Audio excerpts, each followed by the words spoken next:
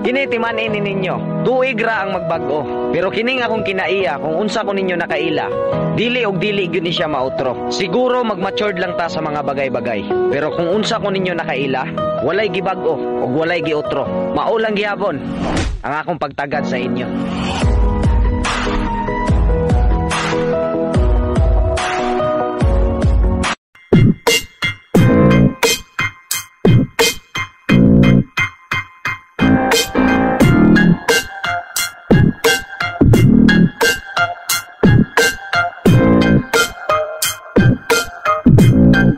Kahit naman hindi kami makaipon, mas pipiliin pa rin namin dito sa abroad. Oo, hindi nga madali ang buhay dito sa ibang bansa. Pero at least afford namin yung mga bagay na mayayaman lang yung nakakabili sa Pilipinas. Wala naman sigurong masama kung puro itlog yung ulam namin araw-araw. Kesa naman damay-damay kami sa Pilipinas na kumakalamansi mura. Kaya hindi mo rin masisisi yung mga OFW dito kung bakit marami nagtitiis kahit malayo. Iba kasi yung access sa magandang buhay dito sa ibang bansa. Kayang-kaya namin i-extend hanggang sa Pilipinas. Kaya sana malinaw sa ating lahat na hindi kami mayaman. Hindi kami yumaman.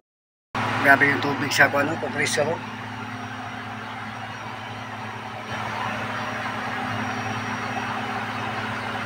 Daming tubig.